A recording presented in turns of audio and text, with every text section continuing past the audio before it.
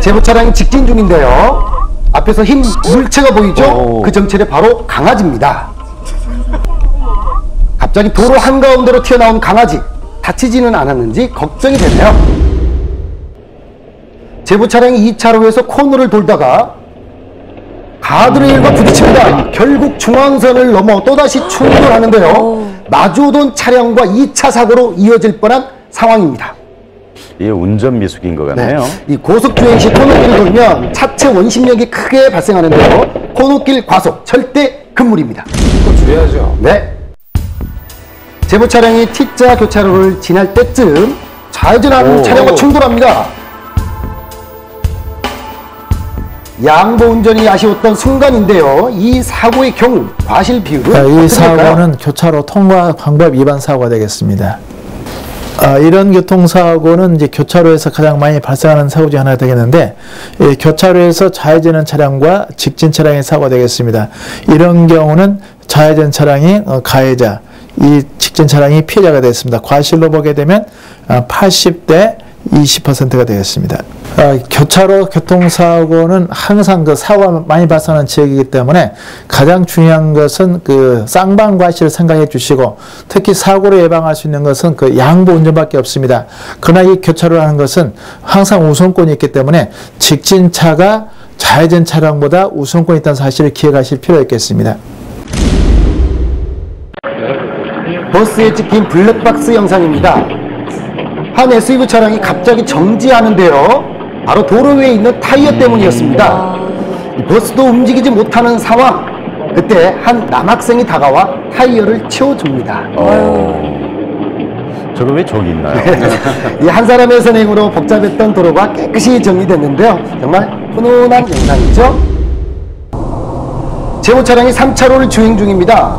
흰색 차량이 빠른 속도로 달리는데요. 그러더니 급차로를 시도합니다. 정말 아찔하네요. 네, 자칫 잘못했다가는 사고로 이어질 뻔한 아찔한 순간이었습니다.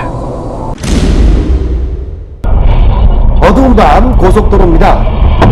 흰색 차량이 미끄러지면서 주방 분리대와 부딪히는데요. 충격이 꽤 커 보이죠? 과속이었을까요? 아니면 혹시 졸음운전이었을까요?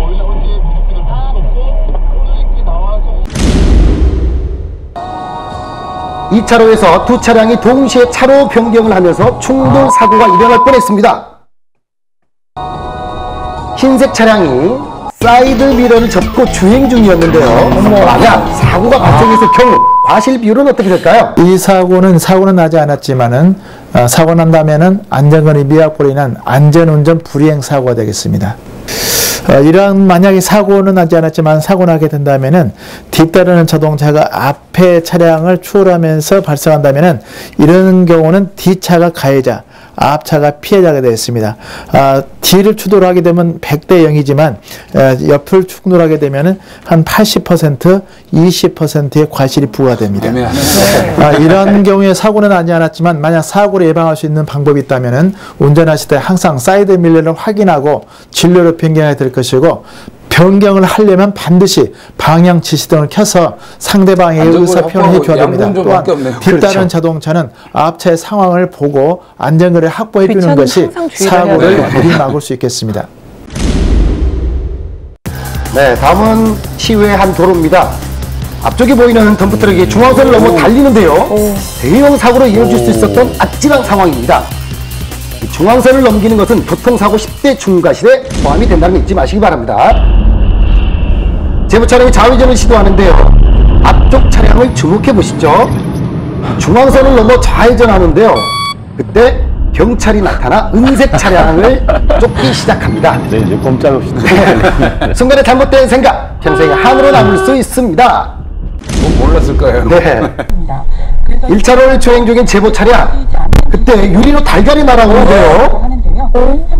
정말 황당하죠? 어디서 깨지는 줄 알았어요. 그 출처는 바로 왼쪽에서 상향등을 켜고 달리던 차량인데요. 이 무슨 황당한 순간인가요? 여성이 길을 건너는데요. 그때 우측에서 한 차량이 신호를 무시한 채 빠르게 달립니다. 잘못된 신호 위반, 누군가의 목숨을 위협할 수 있습니다. 많이 놀라실 거예요. 네. 자, 알기 쉬운 자동차 상식. 좋은 중고차 고르는 방법에 대해 오늘은 알아보겠습니다. 2014년도 새해가 밝았습니다. 연초에 중고차 거래가 활발한데요. 요즘 인기 차종으로는 경차와 디젤 차량이 있고요. 제가 여러분께 중고차 구매 팁을 몇 가지 알려드리겠습니다. 침투차로는 첫 번째, 주행 중 소음이 심하며, 두 번째, 시동이 자주 꺼지며, 세 번째, 엔진 떨림이 심합니다. 네 번째로는 차량에 악취가 심하게 나며, 더 자세한 거는 차량을 보고 설명해 드리겠습니다. 침수 차량 구별 방법 중에 차량 내부에 보시면 안전벨트가 있습니다. 안전벨트를 끝까지 당겨주시면 안전벨트 부분 쪽에 얼룩이. 물 얼룩이 묻게 되어 있습니다. 얼룩이 없으면 침수 차량이 아닌 걸로 판단하시고, 얼룩이 있거나 지저분하시면 침수 차량으로 간주하시면 됩니다. 차량 내부에 보시면 고무 파킹이 이렇게 차하고 연결되어 있는데, 이걸 뜯어 보시면 네, 깔끔하게 깨끗한 부분은 침수차가 아니고, 이런 고무 파킹 안쪽이나 이런 차량 내부 안쪽에 진흙물이나 황토물이 고여 있거나 얼룩이 있으면 침수차로 의심이 가는 차량입니다. 그런 차는 각별히 구매하실 때 주의하셔야 됩니다. 또 시거잭을 보시면 안쪽에 보시면 이쪽이 녹이 발생했을 경우 침수차로 의심이 가는 차량으로 보시면 됩니다. 사고 차량 구별법에는 성능 기록부를 확인하여 사고 유무를 확인할 수 있습니다. 차량 내부를 보시면 볼트 풀린 흔적이 있는데, 볼트가 출고 때 당시와 외부에서 차량 사고 충격을 인해 교체가 있을 때 당시와 볼트 색깔과 풀린 흔적이 있을 경우 사고로 판별이 되며, 이 실리콘이 차량 출고 때는 그 기계로 이렇게 작업이 돼서 깔끔하게 나오지만, 외부에서 사고가 있어서 교체가 돼버리면 실리콘이 일정하지 않고 두께도 정확하지 않습니다. 그러면 사고차로 보시게 되면 됩니다. 차량의 출고 연도가 2007년도면 차량 유리도 여기가 7이라고 써 있습니다. 이게 그러면 2007년 생산 유리란 소리거든요. 그러면 모든 차 유리가 07년으로 되어 있어야 됩니다. 만약 07년이 아닌 다른 연도, 뭐 2008년이나 뭐 2009년이나 이렇게 찍혀 있으면 그 차종은 사고차로 보시면 됩니다.